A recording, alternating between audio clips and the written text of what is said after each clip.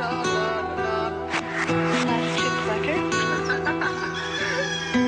gotta wake up early in the morning, a long way but go because I gotta find my way. The Lord need to stand up, get better warning, which makes me know where is the line was left. Mercredi 28 février 2024, mesdames et messieurs, bonjour, c'est un plaisir de vous retrouver. J'espère que vous avez passé un bon début de semaine. En tout cas, nous allons passer cette fin de semaine ensemble jusqu'à vendredi de 6h30 à 8h sur votre matinale Quinquiliba, un parfait cocktail d'actualité et de bonne humeur. Comme tous les jours, vous allez retrouver la capsule gym de notre coach Tandara, le bulletin d'information, le bulletin météo, sans oublier les chroniques qui nous accompagnent ce matin. La culture avec Laura et high-tech avec Mamadou Diagne. Adine Balarakan, mon acolyte, m'accompagnera. Il interrogera notre invité du jour. En attendant, quel temps fait-il à Dakar et dans les régions du Sénégal? Je vous propose de suivre tout de suite la météo.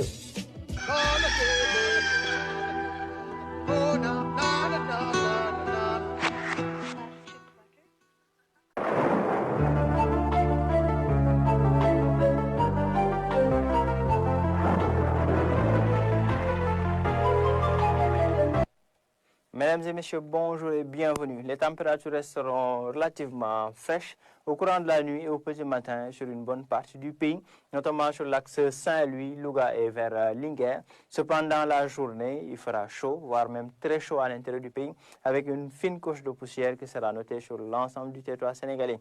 L'image satellite nous montre un ciel qui sera largement dégagé, donc presque pas de nuages attendus au courant de la journée au niveau du territoire national, hormis vers Saint-Louis et Podor, comme en atteste cette carte de prévision du jour. Donc vers Saint-Louis et Podor, on aura quelques passages nuageux. Sur le reste du pays, c'est un temps qui sera fortement ensoleillé. Des vents de secteur est qui vont maintenir la chaleur, la forte tension de chaleur à l'est du pays, entre Matam, au niveau du Sénégal oriental, vers Kolda, mais aussi sur l'axe Kaolack et Kaffrine, où les températures tourneront entre 40 et 42 degrés Celsius. De même que vers Louga, où un pic de 40 degrés sera noté. Ailleurs sur le pays, les températures tourneront entre 34 et 39 degrés Celsius, notamment vers la petite côte allant vers les côtes casamançaises, mais aussi sur l'axe Saint-Louis et Podor. À Dakar, les vents maritimes continueront à adoucir le temps à Dakar, un temps clément, attendu vers la capitale sénégalaise avec 26 degrés Celsius pour la journée. Mesdames et messieurs, voilà tout pour l'info de ce soir. En résumé, c'est un temps frais la nuit et au petit matin, mais cependant une forte chaleur accompagnée de couches de poussière sur l'ensemble du territoire sénégalais au courant de la journée. Rendez-vous demain pour d'autres informations météorologiques. Nous vous souhaitons de passer une excellente journée, mesdames et messieurs.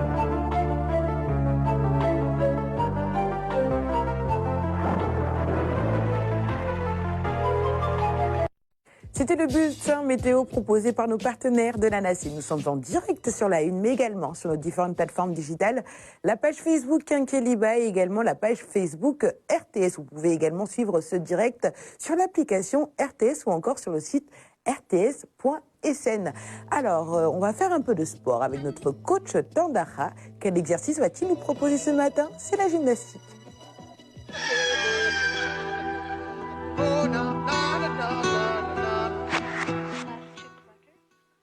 Bonjour à tous, mesdames et messieurs, notre troisième capsule de la semaine. Alors, c'est vrai que c'est la semaine véritablement renforcement musculaire, mais aussi articulaire.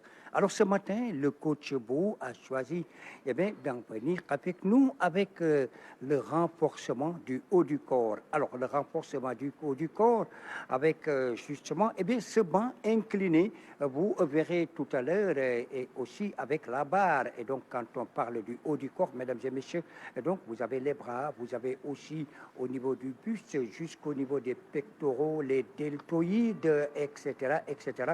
Alors, dans tous les cas, le coach Bou, tout à l'heure, va donc travailler cette partie du corps. Alors, encore une fois, renforcement et encore renforcement musculaire. Alors, mesdames et messieurs, encore une fois, je vous laisse avec le coach Bou et on va revenir tout à l'heure. Bonjour mesdames et messieurs, nous revoici encore. Troisième capsule, troisième tour de semaine.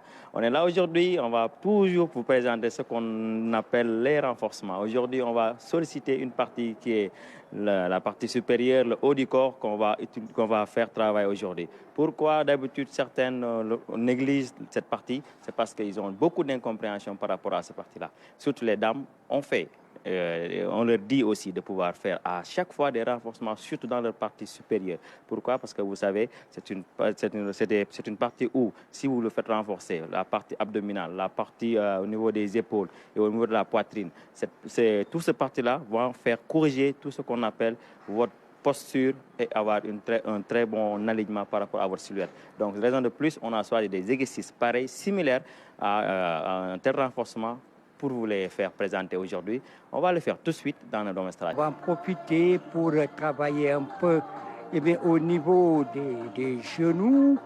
Alors, vous voyez, cette séquence, évidemment, complètement à l'arrêt. C'est vrai que ça signifie encore une fois, mesdames et messieurs, une chose que je vais vous expliquer, mais en attendant, c'est avec le disque. Alors, regardez le travail des avant-bras. Alors, je disais que le renforcement du haut du corps.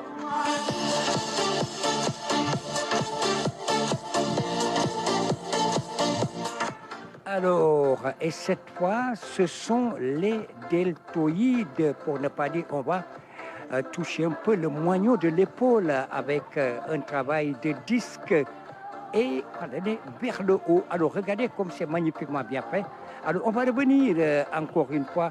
Regardez cette large ouverture, mesdames et messieurs, et qui va travailler d'abord. En tout cas, c'est vrai que vous avez aussi les pectoraux. Alors, le grand comme le petit pectoral. Donc, ces muscles qui vont travailler. Alors, c'est allé tellement vite, mesdames et messieurs, à telle enseigne que nous en sommes maintenant, au retour au calme. Et après, nous allons laisser la parole au coach Bou avec ce magnifique travail. Un travail très bien fait. J'espère que vous avez bien apprécié.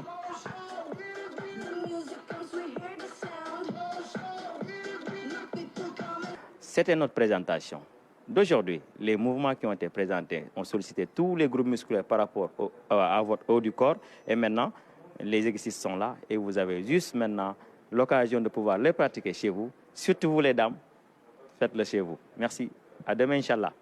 Merci beaucoup, coach Bou. Merci pour l'exercice avec ce renforcement au niveau des membres supérieurs. Alors, c'est vrai que vous avez vu hier avec le bossu, ce renforcement, mais aujourd'hui, c'est autre renforcement et certainement, vous avez apprécié à la juste valeur ce que le coach Bou vient de nous démontrer tout à l'heure. Alors, merci en tout cas, coach Bou. Alors, le rendez-vous, ce sera, Inch'Allah, demain. Mais là-bas, au plateau, encore une fois, à vous tous, je vous souhaite une très, très bonne journée. À demain, coach Tandara sur ce plateau pour la chronique gymnastique. Alors avec le coach Bou, ils ont proposé justement le renforcement musculaire. On va en parler très rapidement avec les membres de ce plateau. Vous êtes deux, hein? On a un retardataire et un éventuel absent. Bon, on va dire on a deux retardataires. Pour l'instant. Mais bon, je crois qu'ils seront bien avec nous avant la fin de cette émission, c'est clair. On espère. Mais nous sommes bien là. Alors Laura, comment vas-tu? Ça va bien, merci. Alors, bon, ça fait depuis avant la Coupe d'Afrique des Nations qu'on ne s'est pas vu. On ne s'est pas vu, oui. On vous a suivi, On t'a suivi également, justement, à la présentation de cette émission. Parfaitement. Bien fait. Alors, comment est-ce que tu as vécu cette expérience? Franchement, c'était la bonne surprise, hein, parce que c'est vrai que la présentation, c'est un exercice. Et c'est vrai que quand on ne l'a jamais fait, on a un peu peur au début, mais finalement, ça s'est bien passé aussi avec l'accompagnement de toute l'équipe de Kinkeliba. Alors, Mamadou Diagne, je savais que j'attendais que ça, que tu passes justement devant la caméra pendant que Laura était en train de parler. Comment vas-tu? Juste dire au peuple que je suis pas en retard. Tu sais, t'as le matin pour venir. L'excuse du jour. Le beau paysage de cette belle capitale. Tu vois, il faut profiter de la vie. Merci. Et puis l'autre excuse également, c'est qu'en fait, Dakar est aujourd'hui enveloppé sous un épais brouillard. Hein. C'est vrai, il a mis des difficultés. Difficile de rouler. Hein. Ouais, non, quand même, hein, franchement, pratiquement je mérite mon titre à 0 km de conducteur de Fast and Furious, quoi. Il faudrait peut-être revoir tes essuie-glaces. Non, c'est pas une question d'essuie-glaces, mais bon. C'est le climat, c'est le climat. En cette période, c'est pas évident, quoi, pour tout le monde. Vigilance, ceux qui sont sur la route, parce que facilement... la visibilité, elle est nulle. Elle est réduite, très, effectivement. Très réduite. D'ailleurs, lors des prévisions météorologiques, ils annonçaient tout cela. Alors, Alioune Badara Kane, bonjour. Bonjour. Comment ça va? Ça va. Bien réveillé? Oui, bien réveillé, ça va. Par contre, la veste grise, chemise noire, mais t'aurais pu mettre une autre cravate, pas la blanche. Ben, ça peut le faire. Hein. C'est pour ressortir ou... Est-ce que vous êtes d'accord? Tu sais, c'est ce qu'on dit souvent, Alioune Badara Kane. En tout cas, j'aime bien te titiller, surtout les matins. Alors, qui est notre invité de ce matin? Ah bon, j'espère qu'il sera bien là avec nous sur ce plateau, hein, parce que, bon, on se fait quelques soucis. Mais bon, je me dis que peut-être c'est lié un peu à ce climat que, voilà, il prend son temps sur l'autoroute et tout cela, voilà, pour rejoindre Kenkeliba. Alors, nous avons le plaisir, Inch'Allah, donc, de retrouver sur ce plateau, d'avoir avec nous sur ce plateau Birante Si, c'est bien Birante Si, hein? Pas Birante. Non, c'est bien Birante. Birante, c'est un prénom, donc, soninké, c'est dit soninké, Birante Si. Donc, il sera avec nous, je l'espère bien, donc, sur ce plateau, pour parler de sa plateforme, on peut le dire ainsi, Tukijam. Alors Tukijam, comme son nom l'indique en Wolof, bon, voyager en paix et tout cela, donc dans la tranquillité, est une plateforme de covoiturage. Donc le covoiturage qui se développe de plus en plus, qui est devenu tendance un peu partout, surtout en Occident, et également qui étend ses tentacules ici en Afrique. Donc ça nous facilite la vie, ça simplifie quand même le quotidien et cerise sur le gâteau, et aussi ça réduit donc voilà, la pollution. Parce que si chacun prend son véhicule, donc forcément il y aura beaucoup plus d'incidences négatives sur l'environnement, donc sur notre planète. Donc avec le covoiturage, voilà, il y a moins de pollution, il y a beaucoup plus de facilité à se déplacer dans nos grandes villes. On reviendra sur le fonctionnement de Tukijam, comment il a eu cette idée-là. Son premier réseau, est-ce que le réseau se densifie au Sénégal? Parce que également c'est une habitude à développer. On n'a pas tellement cette habitude-là, voilà, d'appeler peut-être le plus proche voisin qui part au même lieu pour pouvoir voyager avec lui. Donc tout cela, on va, Inch'Allah, s'appesantir avec lui lors de la partie invitée. Effectivement, et surtout par rapport à la sécurité. Je sais qu'il y a eu énormément de débats autour de cela, notamment en Occident, par rapport à la sécurité du covoiturage. Et on en parlera justement en attendant l'arrivée de notre invité du jour, Birante Si. Voilà. Alors, Mamadou Diane, quel est le menu de ta chronique de ce matin? Bonjour Anta, bonjour Laura, ça fait longtemps. Ça fait longtemps, ça fait plaisir. Oui, tranquille. Ça va, tu faisais du tourisme dans la sous-région? Un peu de tourisme, oui, on va en parler justement. J'aimerais en faire, si Anta me le permet, bien sûr. Aujourd'hui, on va parler d'intelligence artificielle et surtout générative avec l'IA qui propose une nouvelle chose, OpenAI, qui est la société qui a créé ChatGPT, entre autres, qui propose Sora. Sora, c'est une intelligence artificielle qui permet carrément de proposer des vidéos. D'accord. C'est-à-dire qu'aujourd'hui, tu peux lui donner du texte, tout un scénario de film, il peut te donner le film. C'est-à-dire avec des acteurs Tout avec des acteurs, avec le décor qui est, avec tous les détails. En fait, c'est sorti cette semaine, ce n'est pas encore disponible pour le grand public. Et ça a carrément bouleversé l'univers du 7e art, comme l'aime bien. Voilà. Donc, il y a, par exemple, aujourd'hui, il y a un grand réalisateur de Hollywood qui prévoyait d'étendre son studio à plus de 800 mètres carrés. Mais lorsque OpenAI a sorti Sora, lorsqu'il a vu toutes les potentialités de l'intelligence artificielle, il a mis en suspens son projet. Juste pour dire que ça promet. Et on parlait justement de l'intelligence artificielle qui menaçait certains métiers, Alioune Badara Kane, très rapidement. Bon, beaucoup de métiers sont menacés. Hein. Il faudra s'adapter pour ne pas disparaître. D'accord. Mais bon, on est obligé de suivre quand même le mouvement parce que le monde ne cesse on ne cesse de nous proposer des choses qui révolutionnent pas mal de secteurs. Donc, d'où également cette mise à niveau permanente de tout un chacun, quel que soit son domaine, donc son secteur professionnel, pour pouvoir faire face. Et puis également, voilà, cela a ses avantages, c'est clair. Mais le risque aussi, c'est les inconvénients, c'est qu'il y ait peut-être des pertes d'emplois dans certains secteurs. Mais je crois que ça peut aussi ouvrir d'autres perspectives, d'autres opportunités. Donc tout dépendra de comment on appréhende. Donc, on appréhende plutôt la chose, les nouvelles technologies, cette révolution-là qui est inéluctable, qui est là. Nous sommes en plein dedans.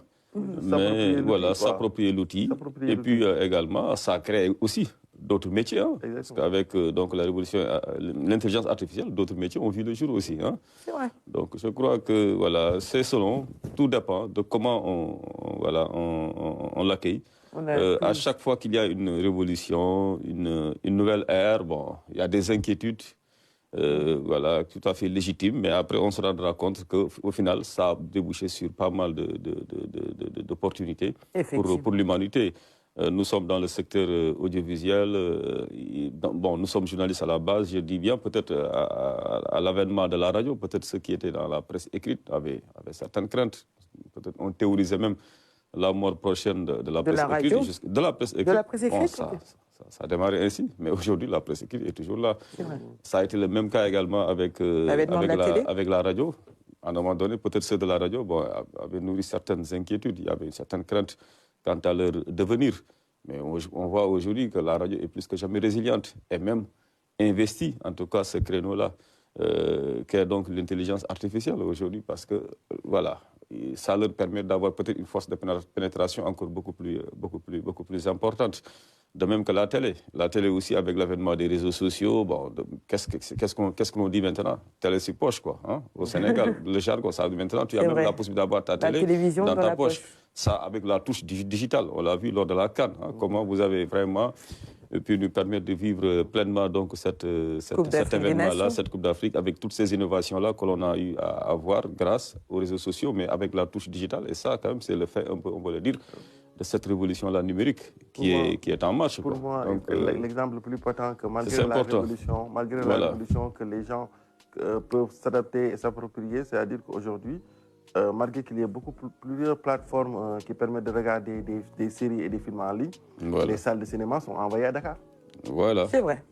Parfait exemple. Les salles de cinéma sont envoyées à Dakar, en fait. Maintenant, les gens ils restent sur des habitudes qui leur permettent de pouvoir s'épanouir et de vivre une autre expérience de la chose. En fait. Effectivement. C'est ça. D'ailleurs, on va en parler dans la seconde partie de ce magazine pour ta chronique high-tech, Mamadou Diagne. Alors, le menu de ta chronique, Laura? Oui, alors ce matin, on va voyager un petit peu justement du côté du Bénin. Donc, on va aller visiter le village lacustre de Ganvié, mais aussi parler un peu de street art dans la capitale économique Cotonou. J'ai envie de dire les découvertes de Laura. Justement, on va continuer avec toi juste après le jingle ou sans transition avec ton sujet. Alors, on va enchaîner. Alors, tu commences avec quoi? Oui, alors ce matin, on va voyager à la découverte des richesses culturelles du Bénin, mais surtout analyser un petit peu le programme d'action du gouvernement dans le secteur du tourisme, parce qu'il y a une politique nationale en fait, du tourisme qui a été lancée en 2013, donc sur un programme 2013-2025. Ce sont en fait une série de mesures qui visent à doubler la part du tourisme dans le PIB d'ici à 2025, donc c'est l'année prochaine. Mais avant peut-être de rentrer un peu dans le sujet, j'ai une question pour vous. Oui. Est-ce que vous savez ce que c'est un village lacustre? Ça vous dit quelque chose? C'est en fait un village pilotiste. Exactement, c'est ça, oui. On l'appelle lacustre parce que c'est sur un lac. Mais quel homme de culture. Ah ouais, tu m'as pas répondu. J'ai posé la question à tous les trois. Non, mais il a répondu à on l'a laissé répondre. C'est comme dans les jeux télé.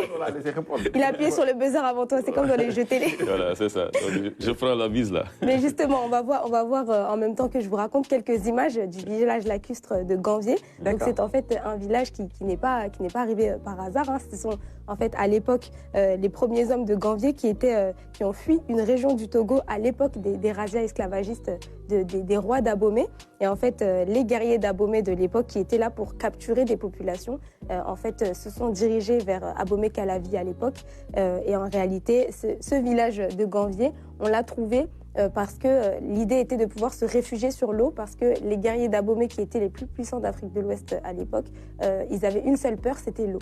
Donc du coup, l'objectif en fait avec le village lacustre de Gambier, c'était de pouvoir se réfugier sur l'eau à un endroit où ces guerriers n'allaient pas pouvoir venir capturer des populations. Et justement, on a eu l'occasion de voir un petit peu... Alors ça, ce sont les images du centre artisanal de Gambier. On a des artistes qu'on a pu rencontrer sur place. L'idée, en fait, au niveau de Gambier, c'est de pouvoir reconstituer le Gambier historique, le Gambier authentique, avec les premières maisons où les toits étaient en paille. Et en fait, ça fait partie justement de ce programme national qui est mis en place par le pays pour le tourisme. Donc, il y a des maisons témoins qui ont été mises en place sur ce lac. Et en fait, l'idée, c'est de pouvoir... amplifier en fait les visites touristiques au niveau de Gambier. Déjà, c'est un endroit qui est pas mal visité parce que justement, c'est assez spécial d'avoir un village qui est sur l'eau et en fait, tout se passe sur place, c'est-à-dire qu'il y a les salons de coiffure qui sont sur l'eau, il y a le marché sur l'eau et tout le monde se déplace. C'est atypique en pirogue, comme paysage. J'aime mieux atypique que magnifique. C'est très atypique. Mais après, ça dépend vraiment de l'œil qu'on peut... C'est subjectif, oui, c'est subjectif. Voilà, c'est assez subjectif. Alors aujourd'hui, la particularité, effectivement, c'est que ce soit sur un lac. Et au-delà de ça, quelle activité on peut y trouver ? Alors justement, pour la plupart, c'est beaucoup la pêche, évidemment. Donc la pêche sous différentes formes. Certaines formes de pêche ont été interdites parce que justement, il y avait des abus. Mais en tout cas, la pêche, c'est l'activité numéro 1 sur ce lac au niveau de Gambier. Et puis, il y a aussi beaucoup d'opérateurs privés qui se sont lancés dans cette activité-là parce que ça rapportait beaucoup. Il y a aussi évidemment la culture, l'artisanat et les produits made in Gambier qui sont proposés. Et d'ailleurs, on va écouter Moïse, qui est artiste justement, et qui nous raconte un petit peu comment, de sa carrière en fait de militaire, qui n'avait rien à voir, il s'est retrouvé justement dans le centre artisanal de Gambier. C'est Moïse qu'on écoute. Allez-y. Herbé Maouillon Moïse, matricule 24 875 de la dite compagnie de la garde républicaine. Si sa propre demande, 1er juillet 2013, j'ai décidé d'aller s'occuper des chutes de cuite de la famille. De là, je suis créateur d'œuvres d'esprit de haute inspiration divine dans l'art. Je réalise tout ce qui est lié à la transition à base des pelles, les cannes, les chapeaux, même dans les habits aussi, qui sont décoratifs. Je fais beaucoup de trucs. Merci. Je suis là pour la beauté des femmes. Vous voyez les bijoux, tout ce qui est lié à la tradition. Je suis là. Merci. Merci.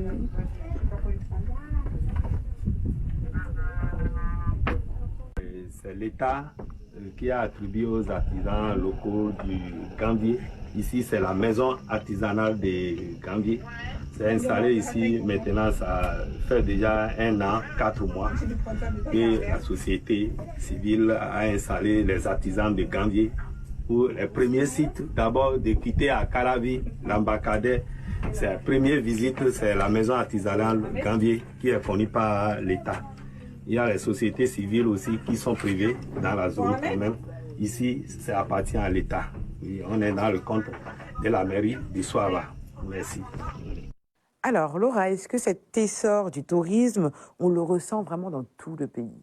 Alors effectivement, j'ai eu l'occasion de visiter 2-3 autres villes quand même au Bénin. Et c'est vrai que ce soit du nord au sud, on a vraiment une organisation qui est en place. On a des guides qui sont spécialisés dans chaque région. La plupart du temps, d'ailleurs, ce sont des natifs de la ville même qu'on est en train de visiter. Ils sont là avec leur badge. Ils ont été formés en 3 ans. D'ailleurs, c'était la semaine dernière la journée mondiale des guides touristiques. Donc, on leur fait un coucou à tous parce que grâce à eux, on arrive à en apprendre beaucoup sur un pays, sur une région et sur ses spécificités. Et c'est vrai que comme le disait Moïse dans son intervention, depuis 2013, il y a eu vraiment tous les regards se sont portés sur le tourisme, les arts, la culture. Et quand on parle du reste du pays, on va aller justement aussi voir quelques images de Cotonou, donc qui est la capitale économique, à ne pas confondre avec Porto Novo, qui est la capitale politique. Et à Cotonou, en fait, on a le mur du patrimoine qui a été érigé justement en 2013, donc au démarrage de ce programme, avec un festival justement de graffiti. Et l'idée, en fait, c'était de pouvoir mettre en avant les arts de rue sur ce mur qui est en fait le plus long mur de street art d'Afrique. Donc, il fait presque 1000 mètres, donc 940 mètres, avec un certain nombre de fresques. On a quelques images qu'on peut voir en même temps et que je vais pouvoir vous décrire. Alors, le mur du patrimoine à Cotonou, c'est le fruit justement de ce festival Effet Grave qui a été initié en 2013 par des artistes locaux. Et en fait, l'idée, c'était de pouvoir mettre en avant toute la richesse culturelle du Bénin, de raconter l'histoire du Bénin, des rois, les rois d'Abomey dont on parlait, les rois du Dahomey, pardon, donc qu'on peut voir à Abomey.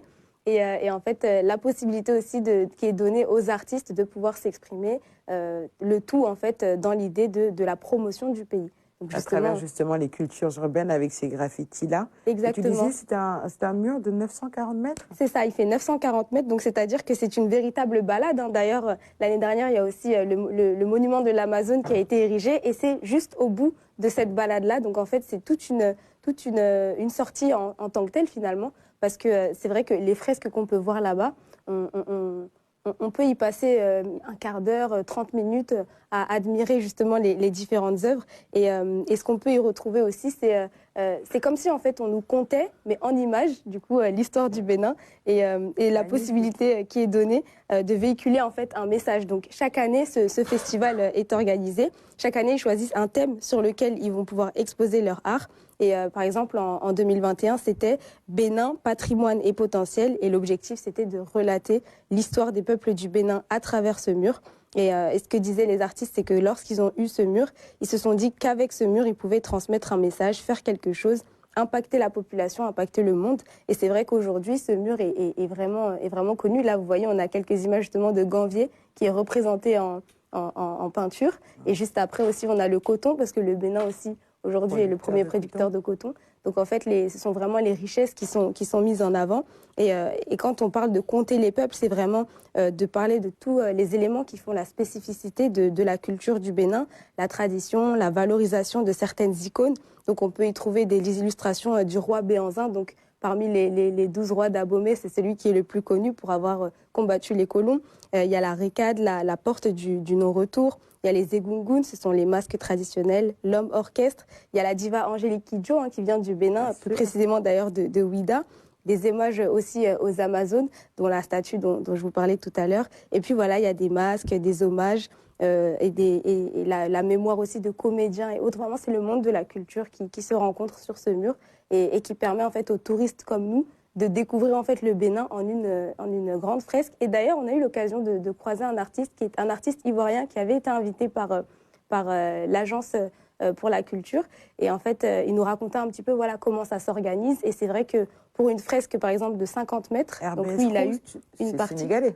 Oui, oui, c'est toute l'Afrique qui est invitée. Hein. C'est toute l'Afrique qui peut participer justement. L'illustration du livre de Félix Sarr là-bas. C'est ça, exactement. Et justement, les artistes africains se sont donné rendez-vous en fait sur cette fresque parce que c'est la plus grande d'Afrique. Et justement, l'artiste ivoirien Goli nous racontait un peu comment ça se passait. Donc, par exemple, on l'a rencontré en train de faire une fresque de 50 mètres. Donc, c'est 1/20 à peu près de tout cet édifice. Et il disait que voilà, avec ses équipes, ils ont mis 1 mois pour pouvoir faire à la fois le dessin, les croquis qu'ils ont proposés à l'agence, qui ont été validés, etc. Et ensuite, la représentation. Et eux, ils ont représenté une scène de marché à Cotonou. Donc, encore une fois, pour qu'on puisse voir un peu les réalités du pays et du terrain. Magnifique. Et Alioune Badara Kane, la culture urbaine, a su, comme à son habitude, à travers les graffitis, montrer tout le potentiel du Bénin. Alors, cette fresque me fait un peu penser au musée à ciel ouvert de la Médina, où on retrouve aussi beaucoup de fresques.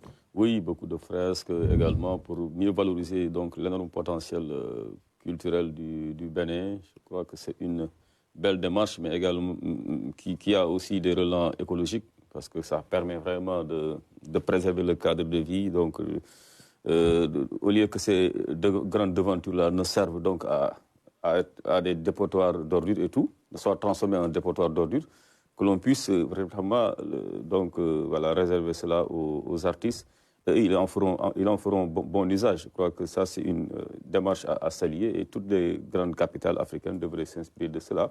À Dakar, souvent, vous traversez une belle façade, une belle allée, mais malheureusement, qui manque de vie, parce qu'il n'y a pas tellement d'illustration artistique. Voilà. Les arbres, n'en parlons pas. On est en train de tous les déraciner. Donc, je crois que c'est bien de joindre l'utile à l'agréable, de retracer l'histoire de nos pays à travers le street art, Et puis aussi donc, de valoriser le mobilier urbain, parce que ça fait partie aussi, on peut le dire quelque part, donc, du mobilier urbain. C'est une belle démarche. Et puis le Bénin a beaucoup à raconter, parce que le Bénin quand même a l'une des histoires les plus magnifiques, les plus riches, les plus variées d'Afrique. Bon, elle a parlé du fameux royaume d'Abomey, hein? Du Dahomey plutôt, le royaume du Dahomey, qui à un moment donné, à son âge d'or, était entre le Bénin, le Nigeria actuel et même une partie du Togo. Tout cela donc était réuni sous une même unique entité qui était donc le Dahomey, donc qui était vraiment l'un des royaumes les plus organisés d'Afrique, et d'ailleurs qui a été l'un des derniers pratiquement à être sous domination française, tellement leur résistance aussi a été opiniâtre avec ces fameuses Amazones, hein, qui nous remplissent de fierté, et d'ailleurs qui ont inspiré certaines séquences même donc, de ce film à succès, hein, The Woman King. The Woman King, mais également dans Black Panther. Je pense que les personnages féminins, on les a inspirés donc, des Amazones du roi Béhanzin. Donc ces femmes guerrières voilà, qui sont battues et qui ont préféré mourir pratiquement plutôt que d'accepter la captivité. Donc on peut même les comparer aussi à nos braves guerrières, nous, de Nder. Nder, ces femmes qui sont immolées, voilà, préférant la mort donc au déshonneur de l'esclavage, de la captivité. Je crois que le Bénin, à ce niveau, a beaucoup à offrir. Le vaudou aussi, la culture vaudou, hein, qui est très mise en avant, effectivement. Très mise en avant, qui est vraiment l'une des particularités du Bénin et qui fait qu'aujourd'hui, beaucoup d'Afro-descendants reviennent en Afrique, mais surtout voilà, font un détour par le Bénin pour se ressourcer, pour voir un peu ce que leurs ancêtres donc, ont eu comme croyance. Donc, parce que le Bénin, malheureusement, dans la traite négrière aussi, a été l'une des plaques tournantes. Ça également, quand on revisite l'histoire d'un pays aussi, il faut y aller. Il ne faut pas être un peu dans l'émotion. Malheureusement aussi, ça c'est le legs aussi donc, des fondateurs de ce royaume, parce que c'est du Dahomey. C'est un royaume également qui a malheureusement beaucoup contribué aussi donc, au développement de la traite négrière, avec tous ces peuples réduits en esclavage et souvent beaucoup d'entre eux donc, envoyés aux Amériques. Et donc ça également, c'est une mémoire à revisiter, et voilà, pour dire plus jamais ça, hein, n'est-ce pas? Donc je crois qu'à ce niveau, il y a beaucoup à offrir. Et aujourd'hui, l'État béninois l'a tellement compris qu'il a été pratiquement le porte-étendard de l'Afrique dans cette bataille pour le rapatriement de nos biens culturels. Je crois que le Bénin, quand même, a été avant-gardiste. Plus tard, d'autres États comme le Sénégal suivront. Mais le premier État à avoir eu le courage en Afrique à demander à la France le rapatriement, le retour de ses biens culturels et tout ça, c'est le Bénin. Ça également, on leur doit bien cela. Et donc, c'est tout à fait normal de revoir aujourd'hui cette grande expansion du Bénin sur le plan culturel, sur le plan touristique. Et cerise sur le gâteau, il y a ce grand musée, je ne sais pas si tu y as été, hein, l'un des plus grands musées d'Afrique aujourd'hui, qui se trouve au Bénin. Et cela démontre les capacités, en tout cas l'ambition des Africains, d'accueillir dans leur propre pays leurs biens culturels et brutalement d'en faire profiter à leur peuple. Et ça, vraiment, l'Afrique tire le chapeau au Bénin, aux Béninois qui ont eu ce courage-là, voilà, de faire le plaidoyer, d'intenter des actions auprès de l'Occident, surtout en France, pour le rapatriement de tous ces biens culturels-là. Merci, monsieur l'historien. Ah bon, merci. Le prof. En tout cas, ça fait toujours plaisir de t'écouter un peu revenir sur l'histoire. Ouais. Alors, Mamadou Diagne, réaction? Oui, je pense que on dirait que c'est une politique mise en avant par le président béninois Talon depuis qu'il est là par rapport à la culture. Parce qu'on sent ça depuis le rapatriement des œuvres d'art. Aussi, on voit le festival Voodoo, qui est très... Voodoo Days. Voilà, Voodoo Fest, qui est très suivi sur le plan international. Il y a beaucoup de gens qui se déplacent pour ça. Et on se rend compte qu'en fait, à un certain moment, c'est une politique que les gens mettent en place pour... on ne va pas dire que le Bénin, c'est un petit pays, mais qui a su jouer sur ses atouts, c'est-à-dire culturels surtout, mais aussi pour relancer le pays sur le plan touristique. Et ce qui est très, très important, parce qu'aujourd'hui, dans la sous-région, moi, je vois beaucoup d'expats qui choisissent en période d'été d'aller au Bénin pour découvrir plein de choses, en fait. Et je pense que le Bénin se positionne à ce niveau, et c'est ce qui est très important. La culture peut être un attrait pour certains, pour venir découvrir plein de choses. Moi, ce que la fresque, elle est magnifique. Hein, de Laura. Là, tu peux utiliser le terme magnifique. Non, non, elle est magnifique. Elle est magnifique. Elle est magnifique, honnêtement. La fresque, elle est magnifique. Et je pense que ce qui la rend plus magnifique, c'est-à-dire qu'aujourd'hui, il y a d'autres artistes qui viennent contribuer à travers le monde. Et ça aussi, c'est une des autres spécificités du pays, c'est-à-dire qu'aujourd'hui, elle ne se limite pas à dire qu'on a des artistes, on a des acteurs qui peuvent venir faire telle ou telle chose. Il y a un appel à collaboration de plusieurs artistes de la sous-région, et même d'autres artistes qui sont dans les îles martiniquaises, dans la Guadeloupe, entre autres, quoi. Donc je pense que le Bénin utilise à bon escient son histoire et sa culture pour pouvoir attirer un certain nombre de monde, et ce qui est bénéfique. Très bien, et d'ailleurs, je pense qu'ils ont très bien compris cela, et justement, Laura, c'est à travers ce projet en 2013, ils ont vraiment décidé de porter toute leur chance un peu sur le tourisme pour faire valoir justement toute cette potentialité qu'offre le Bénin. Effectivement, et d'ailleurs, c'est vrai que quand on visite le Bénin actuellement, là, en février 2024, on se rend compte qu'on est sur la fin de ce programme-là. Effectivement, tu parlais du plus grand musée. Il y a un certain nombre de sites qu'on ne peut pas actuellement visiter parce qu'ils sont en rénovation. Et c'est parce que très bientôt, justement, il y aura un certain nombre de sites qui seront accessibles à tous. Je pense notamment, justement, au Palais Royal de Dassa-Zoumé. Donc, on peut actuellement visiter à Dassa le palais écologique, mais le Palais Royal est en rénovation. Le village souterrain d'Abomey aussi, donc là où se cachaient les rois à l'époque, lorsqu'il y a eu justement les colons qui arrivaient un peu de tous les côtés. Mais on peut visiter les palais royaux. Ce n'étaient pas des rois, c'était des figures. Non, mais il faut. Ils s'organisaient. En tout cas, comme le disait Alioune Badara, ils étaient les plus organisés. On dira quoi des bunkers des souverains d'Europe? C'est ça. C'est sur le champ de bataille. C'est un refus stratégique. Voilà. C'est ça. Comme tu le disais. C'est comme au Sénégal, l'exil d'Albouri. Albouri, il n'a pas quitté son royaume pour fuir devant les Français. Ils se sont cachés à des endroits sur place, c'est ça, exactement. Et le nombre de sites. Pour aller d'autres forces et pouvoir peut-être espérant revenir plus tard. Exactement. Et en fait, quand on visite le Bénin, on se rend compte justement du nombre d'endroits où les populations qui étaient sur place avaient l'ingéniosité de trouver où se cacher, de comment s'organiser pour pouvoir rester sur place, pour pouvoir justement voir l'ennemi de loin. C'est le cas d'ailleurs à Dassa avec les 41 collines. Et en fait, comme tu le disais tout à l'heure avec le festival Vodun Days, il y a des événements récents en fait où toute l'Afrique et le monde entier même se donnent rendez-vous au Bénin. Il y a eu aussi le festival We Love Eya quelques semaines plus tôt. Et c'est vrai qu'à ce moment-là, tous les yeux sont rivés sur le Bénin. Donc je pense que cette politique-là, elle est complètement réussie. En tout cas, quand on visite le Bénin aujourd'hui, c'est tellement bien organisé que en fait, en quelques jours, on peut apprendre tellement de choses et aller dans tellement de villes différentes. Et je pense que c'est un pari réussi pour le coup.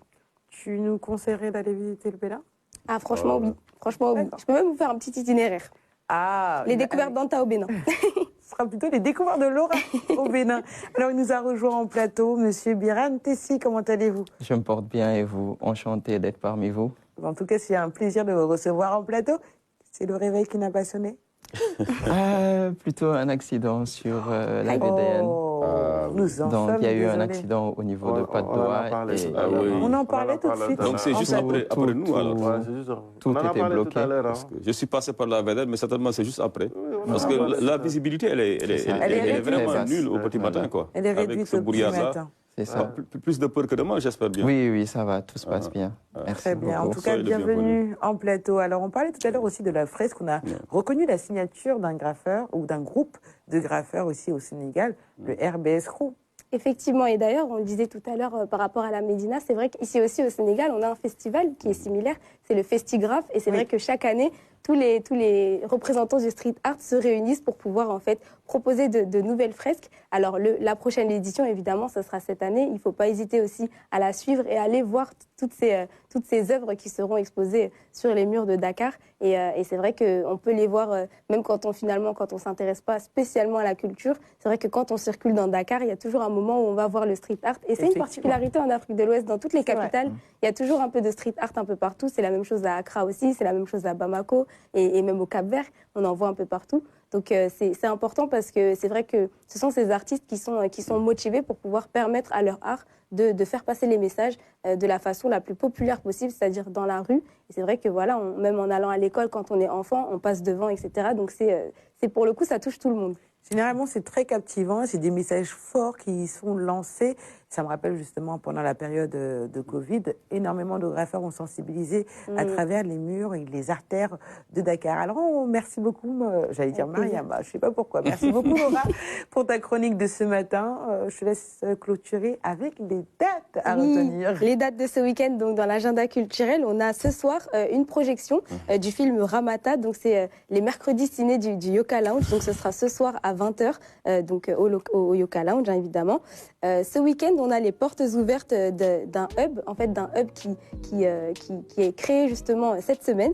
Donc ce sera ce week-end du 1er au 3 mars, le hub d'artistes Doudanou. Donc ça aussi, voilà, c'est le rendez-vous. Ça veut dire Non, mais je savais que tu allais me dire. Ça veut dire ne va pas tomber. Doudanou. Ne chutera jamais, ne chutera pas. C'est un hub qui va réunir effectivement des artistes qui... Pour que les artistes ne chutent pas. Je te dirai après. Mais je pense que j'irai faire un tour pour vous raconter justement parce que l'idée c'est de faire un espace de coworking et de réunir les artistes et tous les acteurs de la culture pour qu'ils puissent en fait travailler ensemble justement sur toutes ces stratégies-là dont on parlait un peu par rapport au Bénin. Ce week-end également à Goudomp, donc ça sera en Casamance, il y a le festival Regard sur la Casamance, donc il y aura des spectacles, du théâtre, ça sera du 1er au 3 mars également, et donc ce sera entre le centre artisanal de Ziguinchor et le marché central de Goudomp, et du coup voilà, c'est pour faire un peu le tour du Sénégal dans cet agenda culturel. Il y aura aussi ce week-end, donc ce dimanche à 15h, le spectacle de théâtre pour enfants, La Cuillère Sale, donc réadapté de Birago Diop. Et donc ce sera ce dimanche à 15h au Nuage Perd de leurs plumes. C'est un parc de jeux qui se trouve à l'intérieur du parc de Anne. Donc ça c'est pour les enfants et les parents, hein, bien sûr. Et enfin, Get Beach. Donc là ce sera à Guédiawaye avec le consortium Jeunesse Sénégal. C'est jusqu'au samedi 9 mars. C'est pour les jeunes. Et il y a aussi de la culture, mais il y a aussi toute une programmation à suivre sur leurs réseaux sociaux. Très bien, un événement qui va sans doute plaire à Aline Badara Khan. Culture, environnement, sport. Mais surtout l'événement où l'on pourrait aller en famille là, avec les enfants, c'est où? Le spectacle de théâtre, c'est au parc de Anne. Le spectacle de théâtre, c'est au parc de Anne. Le vendredi, le dimanche à 15h. Le dimanche à 15h. Dimanche 3 à 15h. Ça aurait été bien qu'ils programment ça le vendredi ou bien le samedi. C'est vrai, dimanche. On va voir. C'est vrai que de plus en plus, on trouve de plus en plus de pièces de théâtre qui sont en train de renaître un peu partout à travers le Sénégal. Alors il y avait aussi, tu me l'avais présenté, je pense, un théâtre itinérant il n'y a pas longtemps qui faisait un peu sillonner le tour du Sénégal. Oui, c'était Sorano chez vous, effectivement. Sorano chez vous, donc la compagnie nationale du théâtre Sorano qui va un peu partout dans le Sénégal et qui, eux aussi, justement, prennent des grandes histoires justement du pays qui réadaptent au théâtre pour pouvoir un petit peu les dispatcher partout sur le territoire national et ils continuent cette année, évidemment. Très bien, merci beaucoup Laura pour ta belle chronique de ce matin. Reste avec nous jusqu'à la fin de ce magazine, ce sera jusqu'à 8h. En attendant, on va passer à la rubrique invitée avec Biran Tessi juste après le jingle.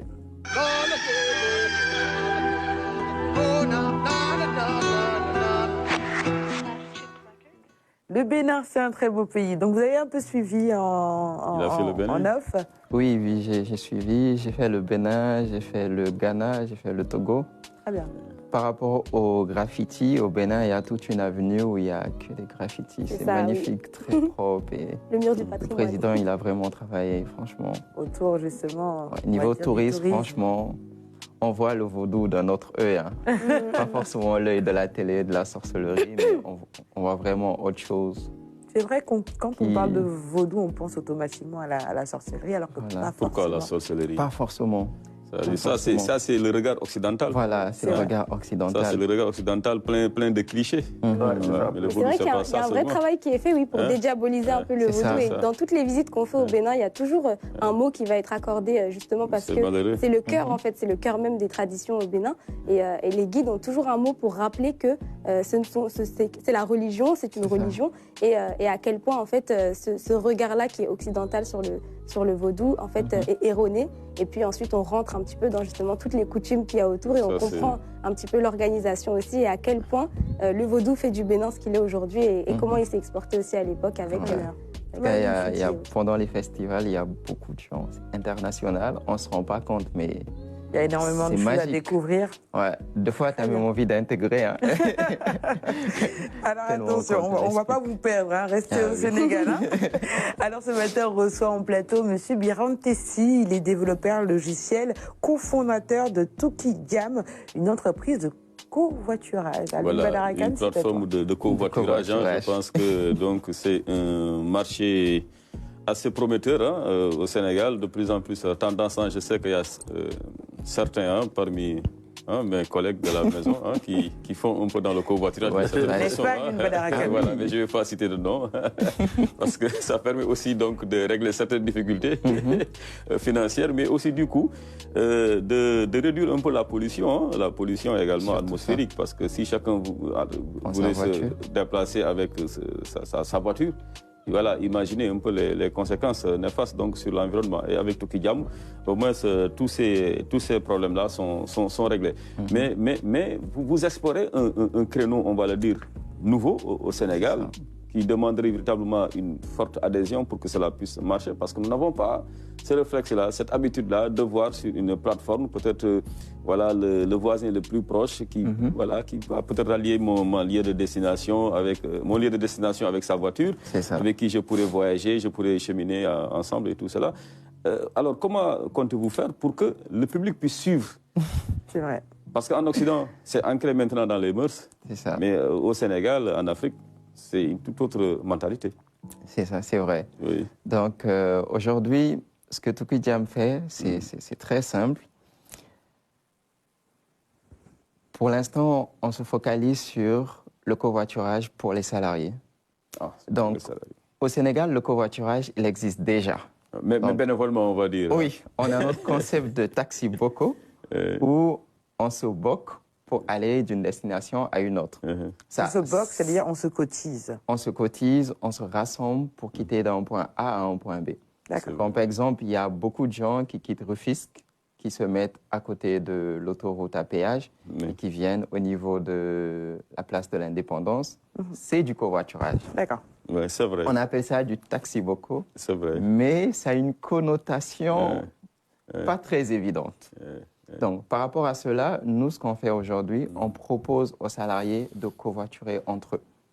Donc, pourquoi les salariés? Parce que aujourd'hui, quand on regarde simplement le trafic de Dakar, vous allez voir, il y a une seule personne dans un véhicule, bien climatisé, qui roule tout seul.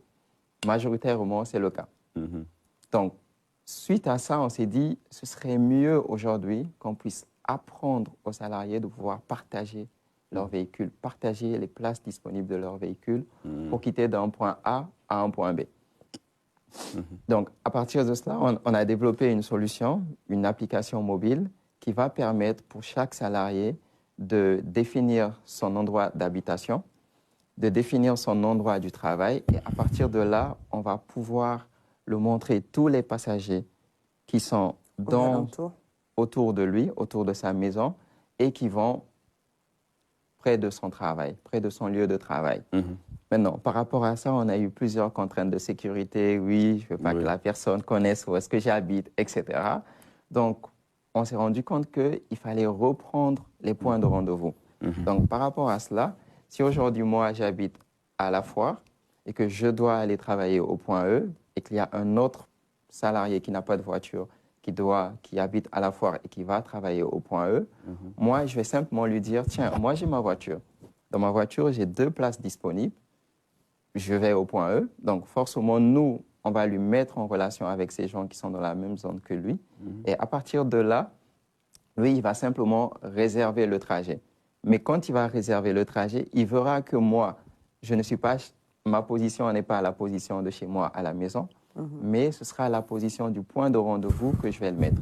C'est-à-dire, vu que j'habite proche de La Foire, je dis, je peux vous récupérer au niveau de La Foire. Donc, à un point de rendez-vous. Et les salariés, vu qu'on a toujours une habitude d'aller prendre un moyen de transport à un endroit donné, le salarié va le rejoindre au point de rendez-vous et à partir de là, ils vont faire leur trajet tranquillement. C'est-à-dire aujourd'hui, on va respecter un peu la vie personnel ou privé aujourd'hui, voilà, du conducteur ou encore des passagers. Alors, donc si on comprend bien, aujourd'hui, il ne s'agit pas, par exemple, de Alioune Badara Kane qui est à la RTS, qui va amener des agents de la RTS. Il peut ramener d'autres agents qui travaillent autour de la RTS. Voilà, c'est ça. Donc, l'approche la plus parfaite serait le covoiturage ouvert, où M. Aliou de la RTS peut covoiturer avec M. Ndiaye de la BOA ou de la BEAC ou de la banque. Maintenant, tout dépend de l'entreprise. Aujourd'hui, il y a deux formats. Il y a un covoiturage fermé, où si la RTS a une flotte de véhicules et ils veulent aujourd'hui que leurs salariés covoiturent entre eux, ça aussi c'est possible. Mais il y a du covoiturage ouvert, où M. Badara peut covoiturer avec M. Ndiaye de la banque ou avec M. Sek d'une autre entreprise. Jamais. Donc, tout ça, ça va favoriser le réseau. Donc, aujourd'hui, peut-être vous allez rencontrer votre gestionnaire de banque qui... Et ça va créer d'autres connexions. Voilà, cela va créer d'autres connexions et d'autres relations. Alors, mais que gagne la plateforme? Parce que quand même, cette mise en relation, cette facilitation également dans le déplacement ici, voilà, en ville et tout cela, quand même, cela est important. Et puis, voilà, vous nous facilitez le quotidien. Mais en retour également, cet investissement-là, comment vous comptez le monétiser? Donc, aujourd'hui, le covoiturage, c'est une nouvelle habitude qu'on essaye d'impulser. Donc, ce n'est pas facile, mais on tient le coup. Donc, pour cela, je fais un coucou à mon équipe. Ce sont des vrais bâtons. Et aujourd'hui, nous, ce qu'on propose, c'est on prend une commission sur la réservation du passager. Donc, une fois que vous réservez un trajet chez un conducteur, nous, dans le montant, on prend une petite commission pour faire fonctionner le site web, pour payer les salaires, etc., etc., etc. Et pour faire la recherche aussi. Il faudrait qu'on continue de travailler, qu'on rajoute des fonctionnalités, etc. Non, mais j'ai une petite commission. Alors, c'est tout à fait normal aussi qu'il puisse effectivement donc, rentabiliser. Aujourd'hui, prenons simple, on ne prend pas beaucoup. Donc, prenons un trajet qui coûte 1000 francs. Donc, Toukidiam va prendre 200 francs, 20%. Et le salarié va prendre 800 francs. C'est quand même beaucoup. C'est quand même beaucoup. Non, mais je me dis quand même c'est plus qu'abordable. Hein? Oui, c'est abordable. Mais en fait, par rapport, je pense que par rapport à leur projet, ce qui est intéressant, c'est que le covoiturage existait déjà. Maintenant, la valeur ajoutée, ce qu'il amène, c'était par rapport aux salariés, monnayer, tout ça. Par rapport à l'aspect sécurité, en fait. Voilà. Ce qui est très, très important à ce niveau. Maintenant, ma question, excusez-moi, Alioune Badara Kane et Anta, c'était par rapport à l'aspect sociologique, en fait. Aujourd'hui, on est dans un pays où certains aiment bien être seuls dans leur confort. C'est-à-dire qu'aujourd'hui, dans une voiture, en fait, le montant que tel doit payer pour l'amener de tel endroit à tel endroit, peut-être que parfois ce montant peut être considéré comme dérisoire pour certains. Et aussi, par rapport au contexte, est-ce que vous exploitez d'autres types de moyens de transport comme les motocycles qui sont très, très en vogue dans la capitale? Parce que par rapport à l'aspect sécuritaire, aujourd'hui, beaucoup souhaiteraient prendre des motos Jakarta en haute, mais craignent pour leur sécurité parce qu'ils n'ont pas confiance en certains conducteurs, en fait. Oui. Voilà. Donc, pour l'aspect sécurité, aujourd'hui, Toukidiam se bat déjà pour changer la mentalité. C'est ça. Le premier point. On a eu beaucoup de retours. Ça fait déjà plus d'une année qu'on travaille dessus. Ça fait une année qu'on teste avec les salariés, avec les entreprises qui nous soutiennent. Donc, ce qu'on fait aujourd'hui, on discute avec les salariés. On leur explique le covoiturage. On leur parle des bénéfices du covoiturage par rapport à la nature, par rapport à la pollution, par rapport aux salariés. Parce qu'aujourd'hui, rouler seul dans sa voiture, il faut avoir le Yermande. En plus aussi... Quand on a le Yermande, on n'encaisse pas de l'argent. Non, ça dépend. Ça dépend. T'es deux qui doivent mettre aussi. Hein. Donc, il y a beaucoup de salariés qui prennent Yongo tous les jours. Et ces salariés-là se plaignent. Ils nous écrivent tous les jours. Ils disent que Toukidiam, on n'en peut plus de Yongo. On n'en peut plus de Hitch. C'est dur. Et c'est cher. Et c'est cher. Ah oui, c'est cher. En tout cas, je sais que je connais pas mal de travailleurs qui quittent, par exemple, Thiès tous les jours, qui rallient Dakar et qui prennent des passagers, bon, moyennant juste une petite commission pour le péage. Donc, eux, ils ne sont pas dans cette optique-là de faire vraiment du bénéfice, quoi. Et puis, ça le permet. Et puis, chacun y trouve son compte. Donc, ils sont assurés au moins d'être à Thiès tous les jours. Et puis, pour ce qui concerne les frais du péage, c'est assuré par les... Le besoin est réel. Donc, c'est un peu de la solidarité. C'est une chaîne un peu solidaire qui se met en place, quoi. Donc, si vous avez 3 passagers, voire 4, chacun peut-être, au lieu de débourser 3 000 francs ou bien 5 000 pour un Yango, pour un taxi, un autre moyen de transport, il se contentera juste de sortir 500 francs. Alors, vous faites une mutualisation de tout cela, ça vous assure au moins les frais du péage. Et au retour également, ça va être la même chose. Je pense que c'est une chose maintenant que beaucoup de gens sont en train d'explorer. Et à ce niveau, je suis d'avis, donc j'ai le même avis que M. Cyr. Non, on est tous d'avis. Un bon boulot qui est d'avis avec vous, ça veut dire que vraiment vous avez un bon business. Alors, il réfléchit à sa voiture. Demain,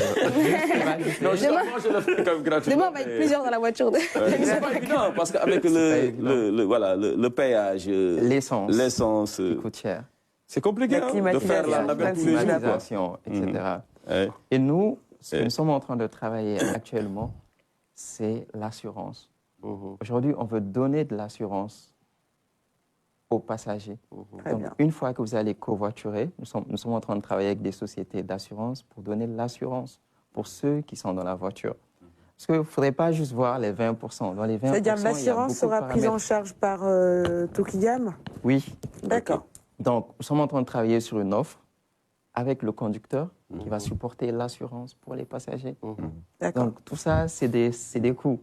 Avec les 20%. Dans les 20%. Dans les 20%. Laura? Je pense que c'est très intéressant de voir que vous avez voulu en fait formaliser quelque chose qui existait déjà et peut-être rendre un peu plus accessible à ceux qui sont plus peut-être connectés, j'imagine, parce que c'est vrai qu'il y a des groupes WhatsApp même qui existent pour organiser des covoiturages entre certaines villes parce que le transport n'est pas aussi simple. Et ma question, c'était un petit peu par rapport au coût justement du trajet. Vous disiez tout à l'heure peut-être un trajet de 1 000 francs. Où est-ce que vous vous situez par rapport au taxi, par rapport au transport public? Est-ce que vous êtes au milieu entre les deux? Est-ce que, par exemple, sur le trajet dont vous parliez tout à l'heure de Foire au point E, combien on paierait à peu près? Parce que c'est vrai qu'il y a aussi cet aspect-là. Voilà. Donc, aujourd'hui, il faudrait voir nos habitudes de transport au Sénégal. Donc, on ne peut pas copier-coller des modèles qui existent déjà, comme le modèle de Yango, comme le modèle de Hitch, comme les taxis, etc. Aujourd'hui, par rapport aux taxis vocaux, quelqu'un, par exemple, qui quitte Rufisque et qui va au niveau de la place de l'Indépendance, il paye 1 250. Donc, nous, ce qu'on fait, on récupère les informations des prix que les conducteurs souhaiteraient donner. On fait une analyse derrière et on regarde quel est le prix le plus intéressant au kilomètre. Et à partir de là, on l'affecte sur les tarifs qui existent déjà par rapport aux zones. Très bien. Donc, quelqu'un qui quitte la Foire et qui va au point E, ce n'est pas le même prix que quelqu'un qui quitte la Foire et qui va à la place de l'Indépendance. Parce que même par rapport aux moyens de transport qui existent dans cette zone, il y a déjà des prix qui sont un peu ancrés dans la tête de chaque Sénégalais. Alors justement, c'est à travers une application ou encore un appel ou un serveur qu'on peut justement faire appel à Tokidiam. Voilà, donc Tokidiam aujourd'hui est disponible sur Play Store et Apple Store. D'accord. Donc il suffit juste d'aller sur pro.tokidiam.com ou bien sur le Play Store, Apple Store, taper Tokidiam. Et à partir de là, vous allez télécharger l'application. On va revenir un peu sur la sécurité. Une fois que vous téléchargez l'application, vous allez vous inscrire au programme. D'accord. D'accord. Donc, pourquoi on a cette étape d'inscription au programme et pas une inscription directe? C'est simple. C'est un niveau de sécurité. Donc, aujourd'hui, on veut s'assurer que toutes les personnes qui s'inscrivent sur la plateforme, on les connaît. D'accord. On connaît qu'ils sont salariés de telle place. On a les informations qu'on veut. On a un peu leur planning de déplacement. Parce que pour les salariés, ce qui serait hyper important pour eux, c'est de planifier leur trajet à l'avance. Donc aujourd'hui, quand vous vous préinscrivez, nous, on vous demande à quelle heure vous allez travailler, à quelle heure vous quittez au travail. C'est la base. Et une fois que vous nous donnez ces informations-là, nous, à partir de là... C'est ce que j'allais dire. Aujourd'hui, pour les données c'est des données personnelles. Nous sommes avec la CDP, déjà. D'accord, parce que en termes de données personnelles, c'est un peu délicat, parce qu'elle peut être revendue ou encore piratée. Toukidjam ne revend pas les informations. Toukidjam ne partage pas les informations. Raison de plus, on ne partage pas la localisation de la maison du salarié ou bien les heures de départ du salarié. On partage les heures de point de rendez-vous du salarié qui a sa voiture. Une fois que vous avez votre voiture, le passager ne va pas savoir que vous quittez chez vous à 7 heures. Non, ce qu'il va savoir, c'est qu'à 7h30, soyez, par exemple, au rond-point de la Foire. D'accord. Ou soyez, par exemple, à numéro 1 à 8h30. Mais pas à l'heure de départ de la personne. Donc, on est avec la CDP. Nous sommes en procédure avec la CDP. Bientôt, notre document va sortir. Pour cela, n'ayez pas de soucis. Donc, la sécurité, on analyse un peu le salarié. Et là, ça nous permet de vérifier qui s'inscrit dans la plateforme. Et une fois que c'est bon, nous allons vous générer le compte. Donc, nous allons vous générer le compte. À partir de là, vous allez avoir accès à la solution. Super. Et une fois que vous avez accès, vous allez commencer à regarder les conducteurs qui sont dans votre zone, ou bien les passagers qui sont dans votre zone. Et pour les femmes, on a le meilleur pour les femmes. Dites-nous tout. Ah oui. Donc, les femmes, elles ont la possibilité de covoiturer avec les femmes. Parfait. Avec les femmes. Laura, c'est parfait. C'est parfait. Avec les femmes. Bon, est-ce qu'on peut y voir de la démocratie? Pour les femmes célibataires, ça ne donne pas des opportunités. C'est une petite option pour les femmes qu'elles peuvent configurer. C'est de la discrimination positive. On peut l'appeler ainsi. Non, c'est pour la sécurité. Attendez, les femmes nous ont demandé, elles ont dit Toukidjam, on aimerait covoiturer qu'avec les femmes. C'est vrai. Parce qu'on en fait, c'est un besoin aussi. Mais imaginons qu'une dame célibataire puisse s'inscrire en fait sur Toukidjam. C'est une option. Elle a le choix. Elle a le choix. Et qu'elle est derrière, envie de connaître. Elle a le choix. Un gentleman. Non, le covoiturage, c'est une rencontre. Donc, elle a le choix de covoiturer avec les femmes, avec tout le monde. Elle a le choix d'avoir. On peut dire elle a le choix de covoiturer avec tout le monde ou de covoiturer qu'avec les femmes. Donc, pour les hommes mariés qui sont très jaloux, Toukidjam, c'est la solution. Très bien. Alors, 7h31 à l'une de la réclame. Merci beaucoup. Merci beaucoup, M. Si.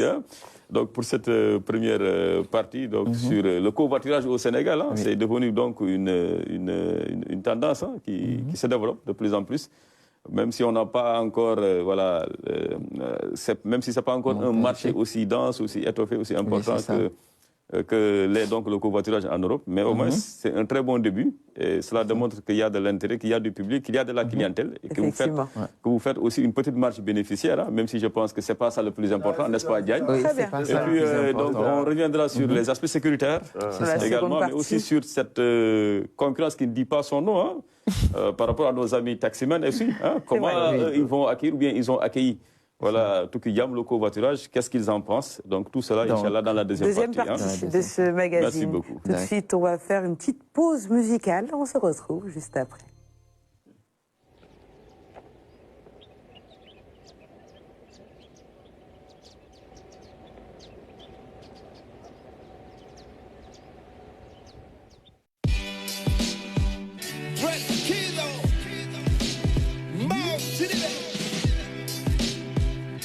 The sun keeps on shining. Hey, ak lumu métti siin yaa ngi feeñ bësa ngi ñëw siin yaa ngi xeeñ coono yeeg naqar léppay ànd tab bi neen fat leen ci néeg ràpp caabi leen coono bés bi léppay seey su may xool bëtu mer bi coowutu tànk yi di wër boolu reer bi seen sama gan di ëf wuy ci palanteer bi naay sëf di médi tib see mbaxalu xeer bi life is so sweet su may doxantoog ma impress naaj bi di leer dàkk lépp dootul am stress yoruñu ay milliards mais nit gënuñu feex peace of mind mooy suñu koom te désert. The sun keeps on shining from the day to dawn. We can hear the laugh till the early morn.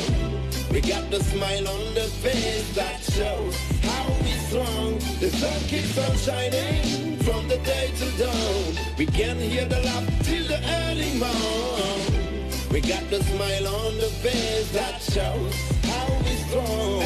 I'm from the land where the sun keeps shining on and the birds in the sky keep flying on. By the piers you can see a woman smiling on.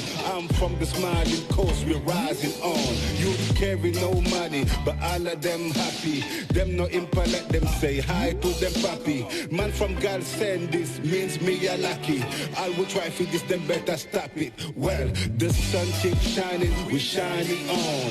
The sun keeps rising, we grinding on. Senegalese youth keep standing strong. All them player headers might be wrong. Now go. The sun keeps on shining from the day to dawn. We can hear the laugh till the early morn. We got the smile on the face that shows how we strong. The sun keeps on shining from the day to dawn. We can hear the laugh till the early morn. We got the smile on the face that shows how we strong.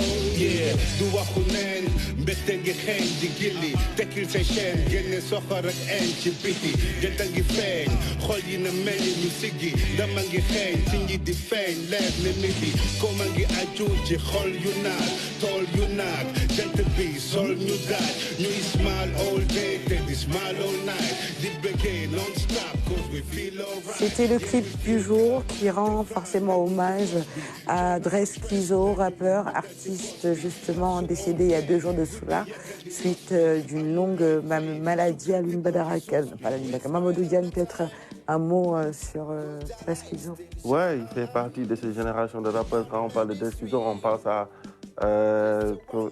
Daddy Bibson, on passe à 5e Underground, on passe à Mao Sidibé, on passe à Nidorf. En fait, c'est ces rappeurs de l'ancienne génération qui ont contribué à l'évolution du rap et aussi par leur présence accompagner la nouvelle génération aussi de par son attitude en fait. Il a été très exemplaire, voilà quoi. On l'a jamais entendu dans certaines choses, mais il a été toujours resté carré dans sa musique. Très engagé également quoi. Donc voilà quoi, il est décédé d'une longue maladie, que la terre lui soit légère. Voilà, il a, comme on dit, hein, les artistes ne meurent jamais. Exactement. Voilà, les artistes ne meurent jamais, il laisse derrière lui des œuvres d'art sur lesquelles les gens peuvent réécouter, découvrir son talent quoi. Et parfois même certains artistes, c'est après leur décès que les gens vont carrément découvrir toute leur potentialité et tout leur titre culte quoi. Je pense qu'aujourd'hui, il a marqué de son empreinte indélébile le rap sénégalais qui continuera à rester dans les esprits. Effectivement, merci beaucoup Mamadou Diagne et justement nous présentons nos condoléances à tout le monde, on va dire de la culture, notamment de la culture urbaine ainsi qu'à la famille éplorée. Tout de suite le bulletin d'information proposé par la rédaction de la RTS.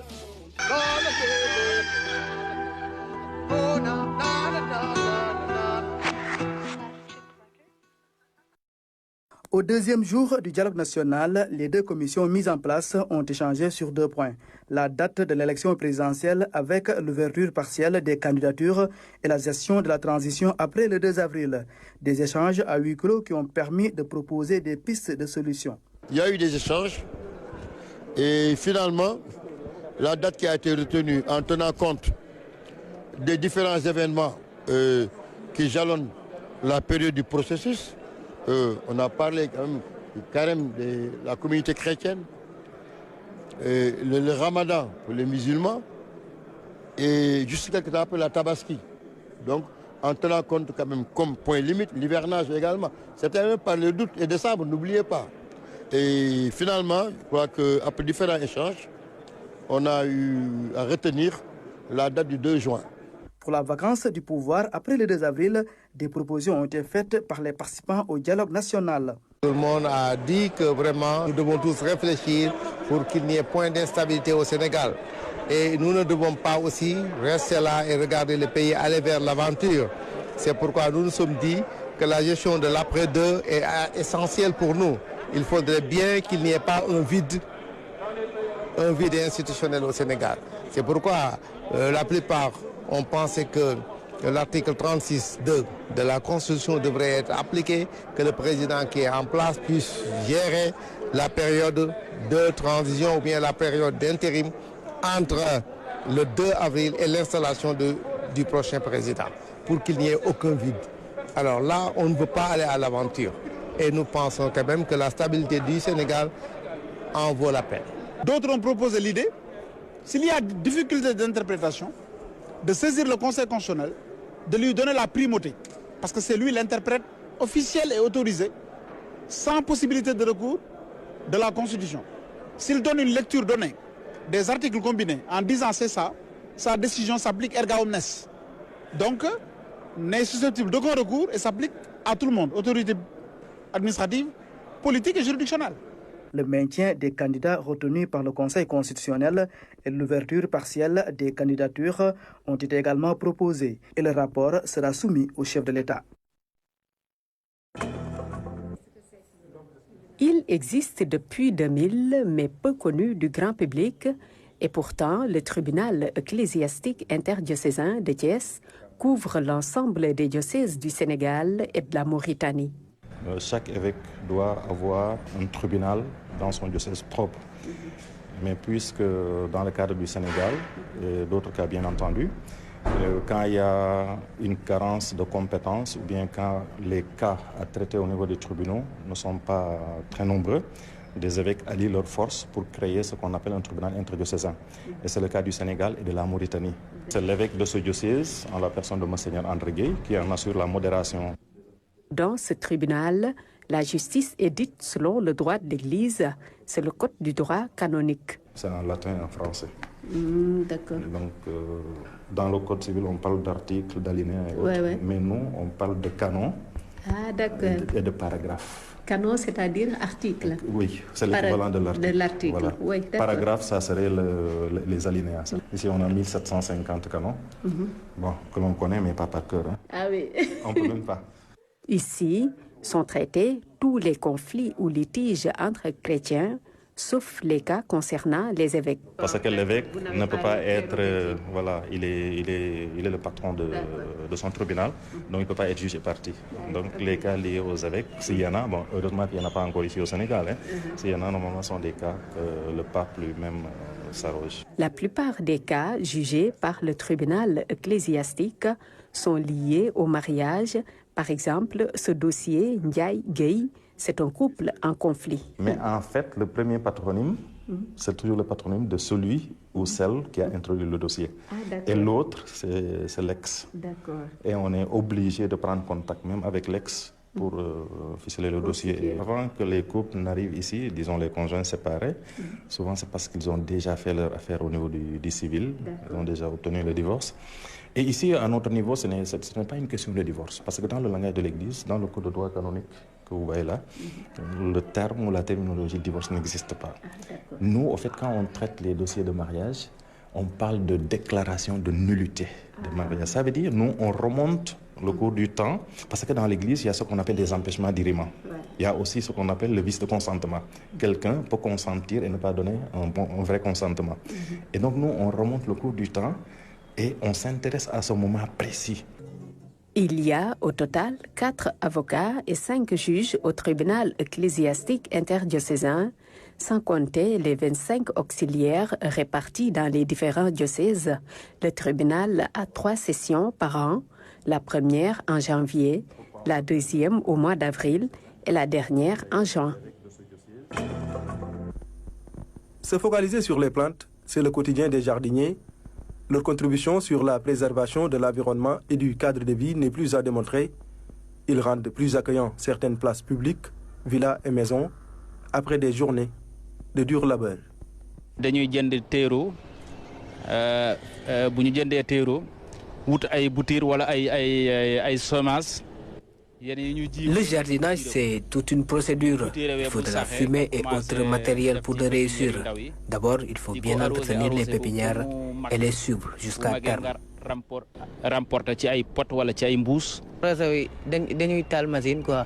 Pour arroser les plantes, on branche la pompe dans le puits. On arrose une partie et le lendemain, l'autre partie. Le métier de jardinage demande à la fois de la passion, de la patience et de l'abnégation. Certains ont fait la formation avant de la pratiquer, d'autres l'ont appris sur le tas. Depuis 2000, on est dans ce travail-là. C'est parce que tous les gens, tout le Sénégal commence à à s'adapter par rapport à l'arbre là. Connaître l'importance de l'arbre. Même dans la route, mais nous fournissons parmi dans la sous-région là. Oui, oui. En Mauritanie, en Gambie, dans les autres pays là. Ça fait 20 ans que je suis dans ce métier. Je l'ai appris sur le tas à travers un parent. Après 3 ans, j'ai créé mon propre jardin.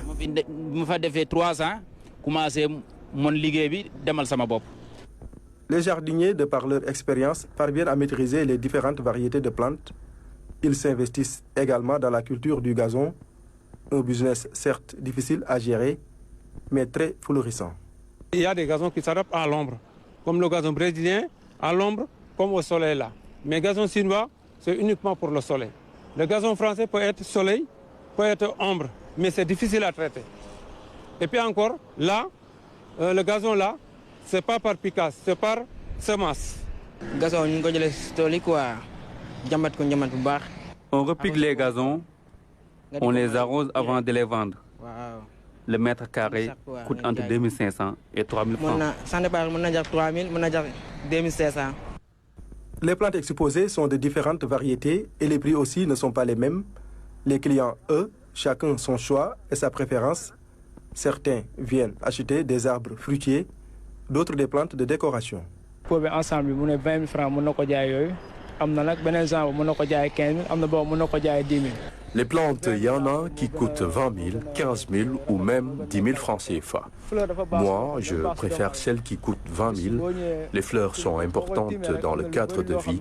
C'est pourquoi je veux les planter aux alentours de ma boulangerie.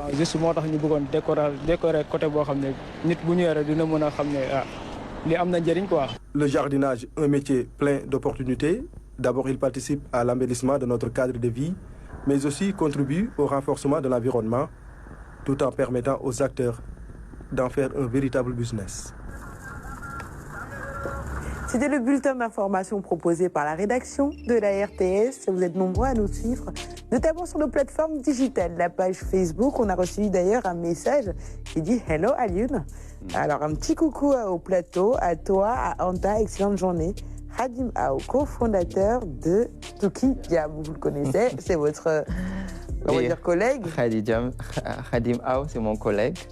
Donc il y a Khadim Ao, il y a Joe Kafor, il y a Khadim Jeng, il y a Bamba. Donc dans Touki Diam, tout le monde s'appelle Bamba. Donc tout le monde, on a 3 Bamba et un Si.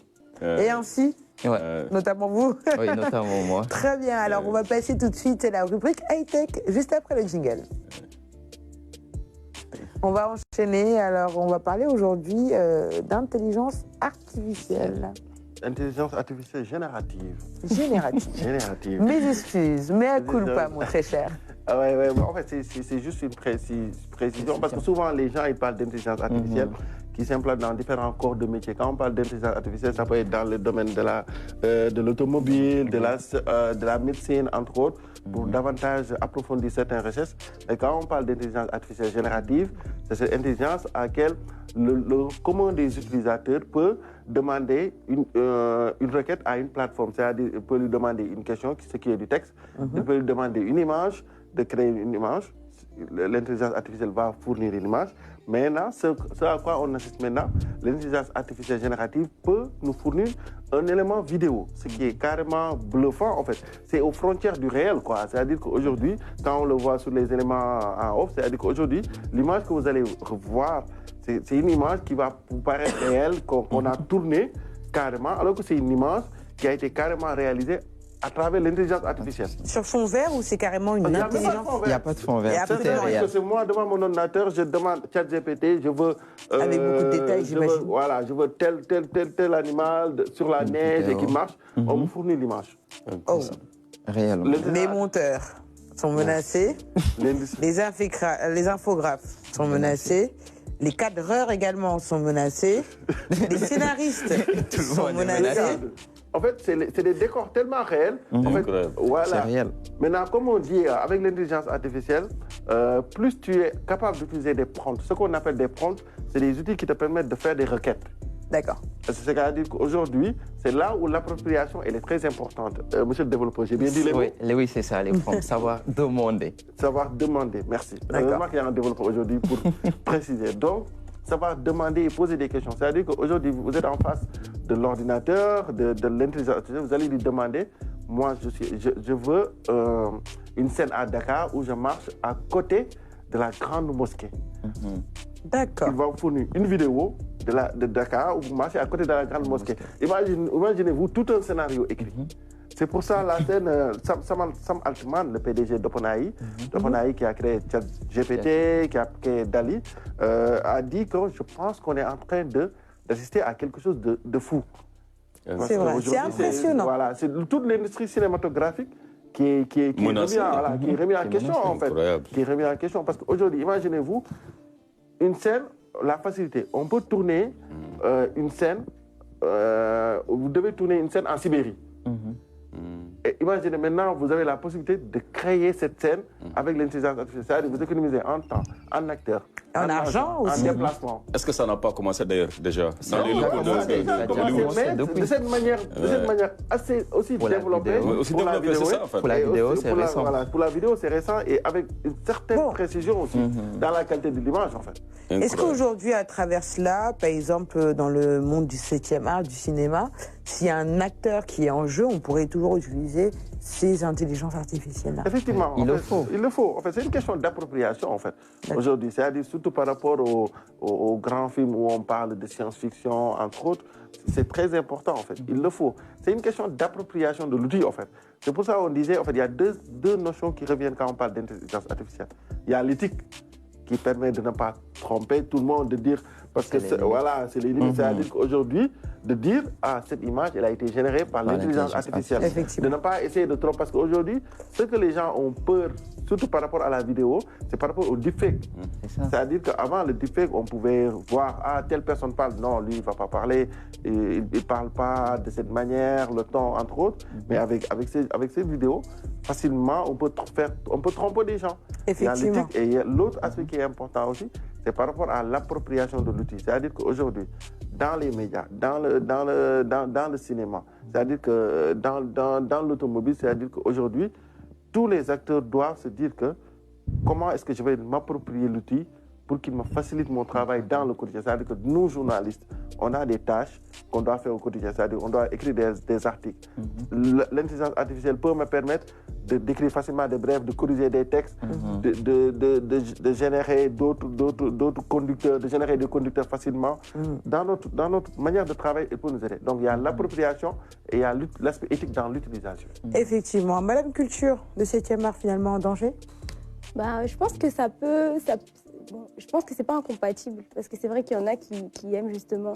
Il y a des gens qui sont dans le 7e art et qui ont aussi une certaine passion pour les nouvelles technologies et qui arrivent à s'épanouir aussi dans les intelligences artificielles pour s'en servir aussi. Après, c'est vrai qu'il y a toujours des appréhensions dès qu'il y a des nouveautés qui arrivent sur est-ce que ça va justement, comme tu le disais, prendre le métier d'autres personnes. Je pense que c'est inévitable, mais que ça peut permettre de se réinventer aussi. Et quand on apprend à travailler avec, finalement, on peut en fait proposer de nouvelles choses et en mettre encore plus plein les yeux du public.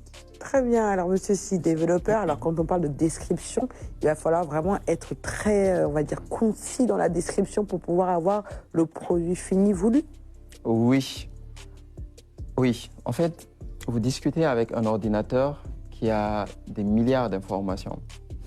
Donc, il faudrait que vous arriviez à lui donner l'information que vous voulez. Donc, c'est comme ce que monsieur vient de dire tout à l'heure. Il y a ce qu'on appelle le prompt. Le prompt, c'est juste cette partie-là où on vous dit qu'est-ce que vous voulez. D'accord. Donc, dans ce que vous voulez, vous allez donner un contexte. Imaginez que je veux une vidéo d'une personne qui pédale un vélo. Donc, si je veux une vidéo d'un enfant qui pédale un vélo, je vais lui donner le contexte. Si je suis dans le monde de la vidéo, je vais peut-être lui dire, en tant que scénariste, donc là, l'intelligence artificielle va se mettre dans la peau d'un scénariste, déjà. En tant que scénariste, j'aimerais que tu me donnes une vidéo d'une petite fille avec les caractéristiques de tel âge, dans un contexte peut-être dans un pays comme la France ou l'Italie, etc., ou bien au Sénégal, qui pédale le vélo comme ça, et qui tombe. À partir de là, l'intelligence va s'imprégner du contexte, s'imprégner du profil. Comment un scénariste pense et comment Biranté, un développeur, pense, ce n'est pas la même chose. C'est vrai. Donc, quand vous lui donnez le contexte, le profil qui fait l'action, là, à partir de là, il va vous donner une information plus pointue par rapport à ce que vous désirez. Si vous dites en tant qu'artiste, là, il va se mettre dans la peau d'un artiste. Et vous en tant que président, il se mettra dans la peau d'un président. Très bien. Pour vous fournir le document que vous voulez. C'est impressionnant. Très bien. Il fallait quand même s'y attendre, quoi. Fallait s'y attendre, c'est vrai. Ouais. Mais tout cela a été rendu possible grâce à la collecte, cette collecte de données. De données, effectivement. Ça, c'est un tout autre sujet, Mamadou Diane. Si tu me permets, on va peut-être passer au dernier sujet que tu nous proposes ce matin. Il s'agit d'un ordinateur portable transparent, un écran transparent. Effectivement. En ce moment même, se tient à Barcelone le Mobile World Congress. Et l'attraction, c'est l'ordinateur transparent proposé par Lenovo. C'est-à-dire que c'est un ordinateur carrément transparent. Et l'objectif, un peu, c'est de concurrencer les casques virtuels, en fait. C'est-à-dire que quand vous voyez avec les casques virtuels d'Apple, de Meta, entre autres, les gens se sont mis carrément aux casques virtuels pour pouvoir être dans un environnement et faire le travail sans pour autant être dérangé. Maintenant, l'ordinateur transparent peut vous permettre de travailler sans pour autant de regarder ce qui se passe derrière et aussi d'offrir certaines opportunités en termes graphiques et surtout en termes aussi d'illustration, d'intelligence artificielle, quoi. De dessiner, de créer. Et même l'écran le clavier est tactile. D'accord. Mais l'écran, il n'est pas tactile. L'écran, il est tactile aussi. Aussi. Et transparent. Et transparent. L'écran est tactile, donc... Est-ce que, bien au contraire, ça ne peut pas plutôt déranger au lieu de se concentrer sur l'écran, on est plutôt focus sur ce qui se passe derrière, étant donné qu'il est transparent? En fait, aujourd'hui, quand on parle de créativité dans le domaine, les gens vont tendent vers le plus, ce qui peut le plus bluffer les gens, en fait. C'est-à-dire qu'aujourd'hui, un ordinateur, sous toutes les formes, en termes de performance, en termes de capacité, les gens ont atteint un certain niveau extraordinaire quand je parle les MacBook M2, entre autres. Maintenant, aujourd'hui, quand vous proposez un ordinateur transparent, je ne sais pas si vous avez remarqué les casques virtuels d'Apple. Voilà, c'est ça. Les casques virtuels d'Apple ont connu un succès extraordinaire en Europe. Vous croisez des gens dans les métros, ils ont un casque virtuel, ils se mettent comme ça, vous demandez lui qu'est-ce qu'il est en train de faire. Il est dans son environnement, en fait. C'est vrai. Il est dans son environnement propre, en fait. Maintenant, ce genre d'outil permet aussi plus aux créateurs. C'est-à-dire aux créateurs, parce que je sais que les développeurs n'aimeraient pas développer de manière aussi transparente et de laisser le code à tout le monde. C'est vrai. Je pense que c'est une très forte innovation dans le domaine qui tend vers d'autres et qui nous permet de dire aussi que le monde avance, évolue et les gens sont de plus en plus créatifs. Merci beaucoup. On a perdu Alioune Badara Kane entre-temps. Il avait perdu avec justement ces nouvelles technologies. Alors, il nous reste 2 minutes. Je les consacre quand les experts parlent, j'écoute, quoi. Notre invité du jour. Donc, c'est un plaisir. Alors, on retrouve donc notre invité, Biranté Sy, cofondateur de Tukidjam, qui est dans le covoiturage ici au Sénégal, une nouvelle offre pour le marché sénégalais dans le secteur des transports. Alors, on parlait un peu des garde-fous que vous avez vraiment dressés pour plus de sécurité. Oui. Pour tout cela qui participe à Tukidjam, parce que quand même, ça fait appel à véritablement donc, de la connaissance. Il y a cette proximité avec l'autre, mais tout cela en fait adossé à une sécurité infaillible.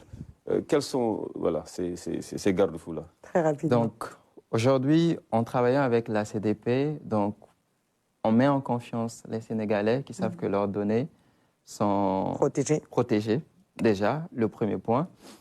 Et déjà, avant d'avoir accès à la solution, nous, on vérifie que la personne est bien la personne qu'elle dit. On vérifie toutes les informations et on est sûr que cette personne-là, qui est dans notre espace de covoiturage, est bien cette personne-là. Ça, c'est le deuxième point. Donc, le troisième point, c'est au niveau de la sécurité des passagers. Donc, on travaille pour que chaque conducteur puisse assurer les passagers, déjà en cas de problème. Donc, ça, c'est un troisième point qui est hyper important.